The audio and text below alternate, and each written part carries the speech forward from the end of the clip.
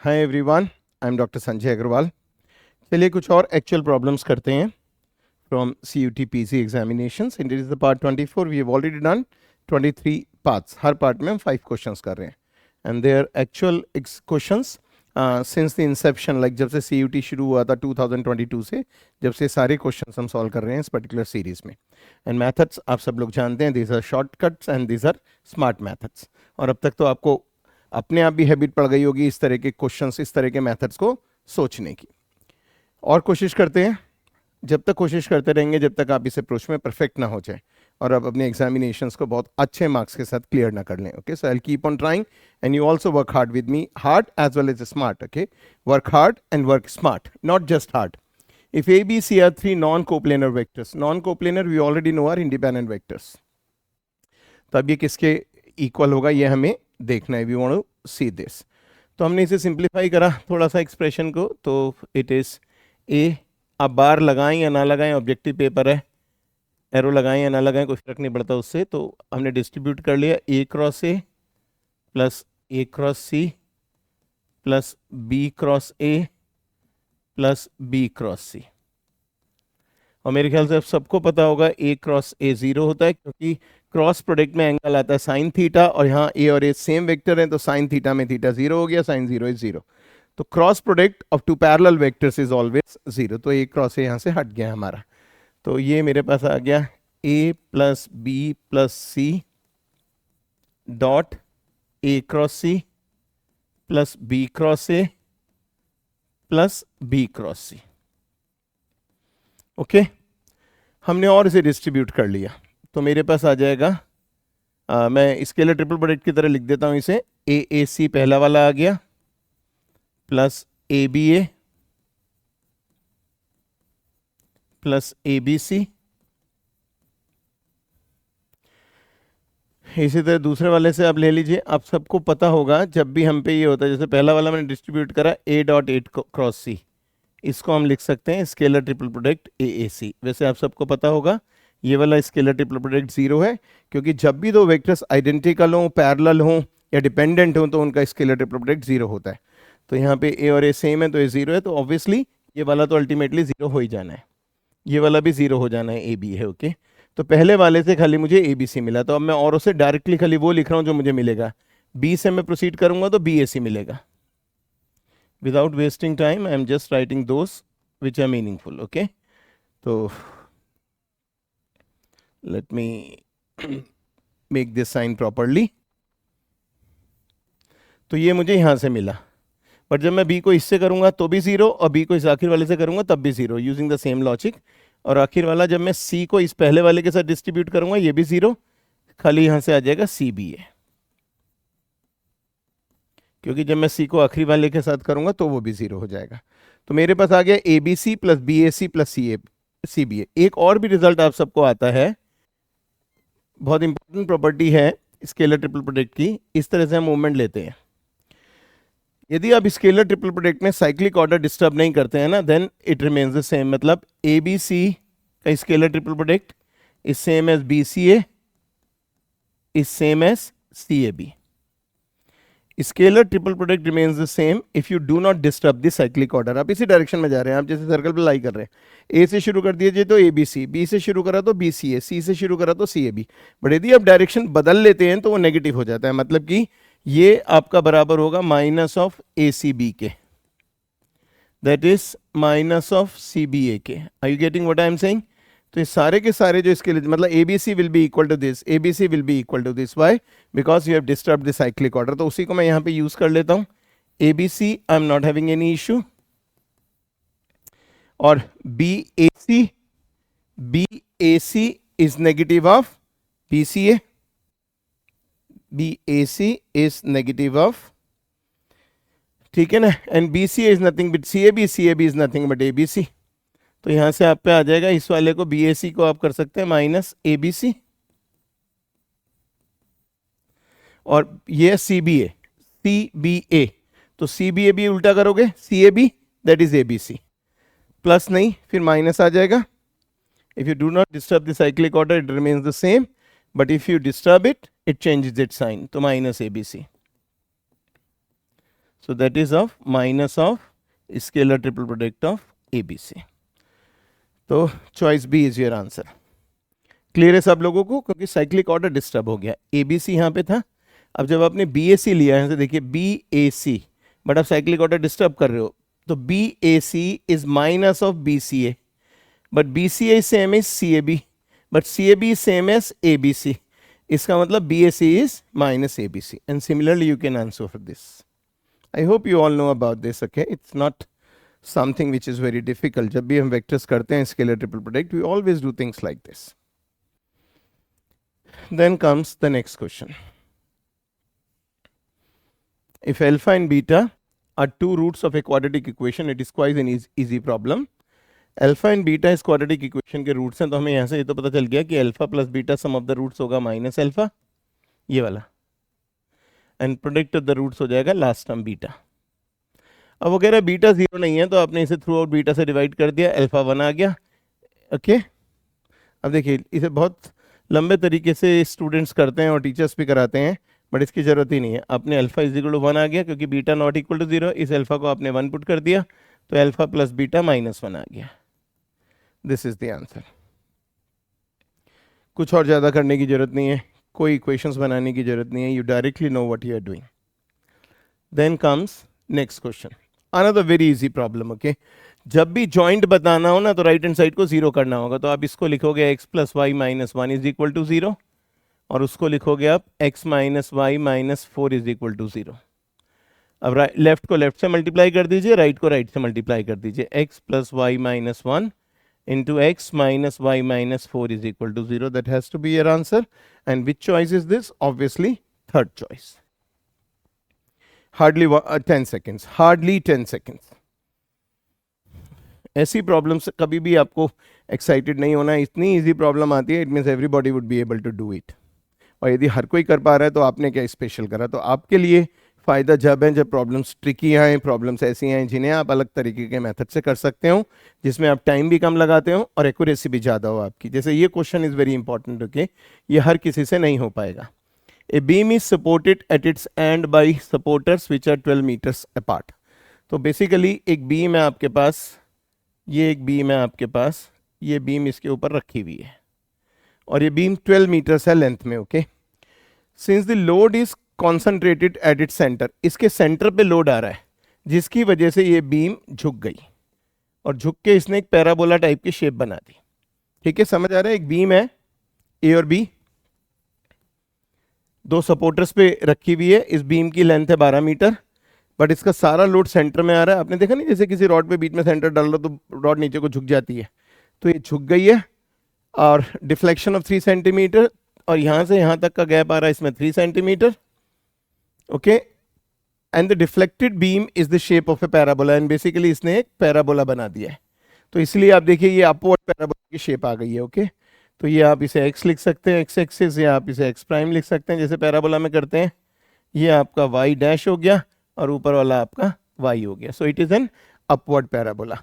यहाँ से यहाँ तक का यदि हम डायग्राम को और क्लियर करते हैं, तो यहाँ से यहाँ तक 6, क्योंकि यहाँ से यहाँ तक 6 मीटर, और यहाँ से यहाँ तक 6 meter, because a parabola is symmetrical about its axis. ये 3 मीटर हो गया. ओके, और ये जितनी लेंथ है उतनी लेंथ ये है. ये दोनों लेंथ सेम है. आप इसे कुछ बोल भी सकते थे, इसे आप C बोल दीजिए और इसे आप D बोल दीजिए. It means OC is BD. अब मुझे B पॉइंट निकालना है, तो यहाँ से सेंटर से ओरिजिन से ये गैप कितना है 6, ये गैप 6 है, तो इसका एब्सिसा तो हो गया 6, और इसका ऑर्डिनेट हो गया 3/100. क्यों 3/100? इसका यूनिट सेंटीमीटर है, इसका मीटर है, तो हमने इसे मीटर में चेंज कर लिया. 3/100. सबको समझ आ गया. B is a point on the parabola, और पैराबोला की शेप अपवर्ड है, तो it is x square is equal to 4ay. आपने पॉइंट पुट कर दिया. 36 is equal to 4 into a into 3/100. यहाँ से आ गया 25, और यहाँ से आ गया 12, तो आपका a आ गया 25 इंटू 12, दैट इज 300. तो आपको a की वैल्यू पता चल गई. अभी तो आपने पूरी प्रॉब्लम पढ़ी भी नहीं, बट आपको पता है कि उसने दिया ये पैराबोला है, पैराबोला है, तो हमें a निकालना पड़ेगा. You know 4a is the length of the latus rectum, तो a is very important. Focus भी निकालना पड़ेगा इस केस में, फोकस जबकि हमें जरूरत नहीं है फोकस की तो उसकी बात नहीं करते, बट हमें पता है इस केस में फोकस 0, ये होगा, okay, but we do not need it, but हमें पता था is the parameter x and y are variable, तो सबसे पहले हमने ए निकाल लिया। आई होप सबको क्लियर है। मैं एक बार फिर समझा देता हूँ।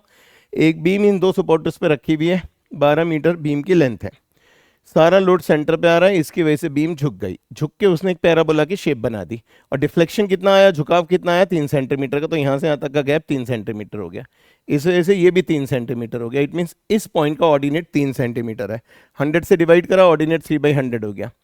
इसका डिस्टेंस यहाँ से इसके बराबर है, बट ये दोनों डिस्टेंस सेम है, तो इसका मतलब इसका एब्सिसा 6 हो गया, हमने इसे पुट कर दिया। अब आगे देखते हैं एग्जामिनर क्या कह रहा है।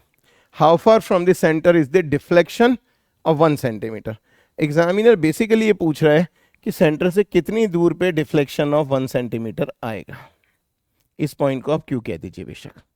तो basically he is interested in this, he is interested in this distance, यहां से यहां तक के डिस्टेंस में एग्जामिनर इंटरेस्टेड है। बिल्कुल कोई मुश्किल नहीं है, आप क्यू पॉइंट निकाल लीजिए, क्यू पॉइंट को भी X square is equal to 4ay में पुट कर दीजिए, ए आप पे है ही। तो सबसे पहले तो क्यू पॉइंट को निकालने के लिए मुझे यहाँ से यहाँ तक का डिस्टेंस चाहिए, ये डिस्टेंस मैंने क्वेश्चन मार्क कर दिया, लेट इट बी के, तो क्यू का एब्सिसा हो गया के। ऑर्डिनेट कितना हुआ, नीचे से यहाँ तक का डिस्टेंस, ये डिस्टेंस इसने 1 सेंटीमीटर लिया, ये पूरा 3 सेंटीमीटर था, तो ये कितना हो गया, 2 सेंटीमीटर हो गया, मतलब 2/100। Are you getting what I am saying. या दिखने में ऊपर वाला ज़्यादा बड़ा बन गया, थोड़ा सा और उधर को बना दो इसे, ओके, थोड़ा सा और उधर को बना देते हैं। बट मैंने बताया कि ऑब्जेक्टिव एग्जामिनेशंस में कोई फ़र्क नहीं पड़ता हमें इस चीज़ से कि हमने ज्योमेट्री सही करी है नहीं करी है, हमारा कॉन्सेप्ट क्लियर होना चाहिए। किसी ने nobody has to look at our answer. आप थोड़ा सा इधर बना लीजिए क्यू को, तो आपको नीचे वाला बड़ा दिखना शुरू हो जाएगा, ओके, इसे क्यू कह लीजिए आप, स्टार्ट कॉलिंग इट क्यू। मैं इसे सही कर देता हूँ, बट इन चीज़ों की ज़रूरत नहीं होती कभी भी, no need to do that, okay, it's so obvious.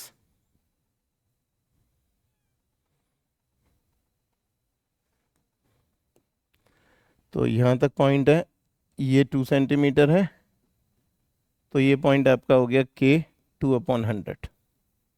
इसको उठा के आप उधर पुट कर दीजिए, तो फिर मैं इसे इसमें पुट कर रहा हूँ 100 में, तो 1 में, तो मेरे पास आ गया X square that is K square is equal to 4 into 300 into 2/100। तो यहाँ से गया 3, 4 3 12 दूनी 24, तो के कितना हो गया, देखिए कितना हो जाएगा। तो डायरेक्टली के की वैल्यू आ गई आपकी, के 24 आ गया, and hence your k will come out to be 2√6. So k will come out to be 2√6. 4 और 2 6, okay. So that is this problem. K is equal to 2√6. कहीं कोई confusion किसी को, anybody having any doubt can just ask me. You can always write your comment if you have any problem, then I'll respond to it, okay. Got it? ये diagram और बहुत proper way में भी आप देख सकते हैं नेक्स्ट पेज पे। ये दोनों बीम रखी हुई थी इसके ऊपर, सी सेंटर है, लोड पड़ा, ये नीचे आ गई, ये एक पैराबोला बन गया। हमें निकालना था एक क्यू जो ऊपर से 1 सेंटीमीटर के झुकाव पे है, बट नीचे से 2 सेंटीमीटर होगा, तो इसलिए इस पॉइंट का ऑर्डिनेट हो जाएगा 2/100 एंड एब्सिसा हो जाएगा यहाँ से यहाँ तक का गैप जिसे मैंने के माना था, तो इसलिए मैंने इसे के 2/100 ले लिया था। ये बी क्या है, इसका डिस्टेंस उतना ही है जितना ये डिस्टेंस है, और ये डिस्टेंस हमारा 6 है, क्योंकि 6 ऊपर वाला ये है, 6 ये है, तो इसका एब्सिसा 6 हो गया, और इसका ऑर्डिनेट ये पूरी लेंथ है, और ये पूरी लेंथ कितनी है 3/100। वहाँ से हमने ये निकाल लिया था और उसे पुट करके हमने बड़े आराम से क्वेश्चन सॉल्व कर लिया। It was a lengthy question, but I will say the ideally it can be done in say 80 seconds, slightly more than 1 minute, because you have to do this calculations. और आप यदि ये diagram नहीं बनाते हैं और आप इतने शार्प हो चुके हैं, तो आप डायरेक्टली भी पुट करके अराउंड 30 to 40 सेकेंड्स में इसे कर सकते हैं, okay. Then comes the last problem of this particular set, the number of common tangents that can be drawn to the circles, okay। 2 circles आपको given है, number of common tangents आपको पता है कैसे निकालते हैं, it depends on the relative positions of 2 circles। यदि circle internally touch करते हैं तो नंबर ऑफ कॉमन टेंजेंट्स अलग होती हैं, सर्कल एक्सटर्नली टच करते हैं तो अलग होती हैं, सर्कल टच ही नहीं करते हैं, नॉन इंटरसेक्टिंग टाइप हैं तब अलग होती हैं, एक सर्कल दूसरे सर्कल के अंदर हो तब number of tangents 0 होती है। So you must be knowing all these cases, okay, you must be knowing all these cases. इस तरह के सर्कल्स हो, then you know you have a zero common tangent. इस तरह का सर्कल हो, one is lying inside the other, just for the revision sake you have one common tangent. Okay, you all know about it. यदि आपके इस तरह के non intersecting हो, then two common tangents. यदि टचिंग एक्सटर्नली हो, then three common tangents. I hope you know all these things. Okay, तो इस केस में three common tangents हो गया. Got it? कहीं भी कोई डाउट? इस केस में चार कॉमन टेंजेंट्स हैं और दो वाला केस होता है इंटरसेक्टिंग का. इस केस में खाली दो कॉमन टेंजेंट्स होती हैं. टच कर लीजिए इसे, you just touch it there. Okay, ये दो कॉमन टेंजेंट हो गई, ये एक कॉमन टेंजेंट हो गई, और यहाँ पे तीन कॉमन टेंजेंट हो गई, और यहाँ पे चार कॉमन टेंजेंट्स हो गई. सब लोगों को क्लियर हो गया. तो एक मिस्टेक नहीं करनी है जो बहुत कॉमन मिस्टेक है, कभी एग्जाम में आ गया कि दो नॉन इंटरसेक्टिंग सर्कल्स के बीच में कितने कॉमन टेंजेंट्स होंगी, दो नॉन इंटरसेक्टिंग सर्कल्स के बीच में कितने कॉमन टेंजेंट्स होंगी. तो ज़्यादातर स्टूडेंट्स के दिमाग में ये सिचुएशन आती है और वो आंसर 4 लिखाते हैं. बट ये भी तो नॉन इंटरसेक्टिंग है, तो आप लिखेंगे आइदर 0 और 4. बट यदि क्वेश्चन आता है there are how many common tangents which can be drawn to two non-intersecting circles, one is not lying inside the other, then answer would be 4. यदि खाली नॉन इंटरसेक्टिंग सर्कल बोलते हैं तो कभी 4 नहीं बोलना है, 0 और 4 बोलना है. और डिपेंडिंग ऑन योर चॉइस, यदि चॉइस में 0 दिया हुआ ही नहीं है then I will go for 4. But choice में 0 नहीं दिया हुआ, 4 दिया हुआ एंड नन ऑफ दीज भी दिया हुआ है, I will go for none of these. Okay, हम इसे और डिटेल में और जगह भी डिस्कस कर लेंगे कभी. बट मैंने सारा कॉन्सेप्ट आपके लिए रिवाइज कर दिया है. तो आपको खाली देखना है कि ये सर्कल्स कौन सी वाली सिचुएशन को स्टैंड करते हैं, और उसके लिए आपको ज्योमेट्रिकली नहीं ड्रॉ करना है कुछ भी, आप खाली कैलकुलेशंस कर लेंगे. ओके, जैसे पहले वाले का सेंटर कितना है, व्हाट इज सेंटर, 2 3, और दूसरे वाले का सेंटर कितना है, -1 -1. पहले वाले की सेंटर रेडियस कितनी है, g² + f², g² + f² - c होता है +3. ठीक है ना. इसी तरह आप निकालिए दूसरे वाले की रेडियस निकालिए, so that way you can find out the radius. तो 9 10 3 13 3 16 आ गया दूसरे वाले का. ओके, तो 4 + 9 और +3. तो इसी तरह आप सब कुछ निकाल लीजिए and then you will easily be having your answer. हो गया सब लोगों का. तो 9 10 3 13 3 16 ये 4 हो गया, और इस केस में R2 आपका हो गया √1 + 1 - 1 दैट इज 1. और डिस्टेंस बिटवीन द सेंटर्स कितना हो गया आपका, 2 + 1 3 3 9, और 3 + 1 4 + 16 दैट इज 5. और आप देखिए this is nothing but R1 + R2. So distance between centers is equal to the sum of the radius. It means circles are touching externally. They are touching externally. And if they are touching externally, then how many tangents? 3 tangents. So there would be 3 common tangents. So circles are touching externally. So there will be 3 common tangents. I hope clear है आपको concept. So we will be doing many more examples. Just keep learning and learn it smartly. So see you soon. Till then, all the best.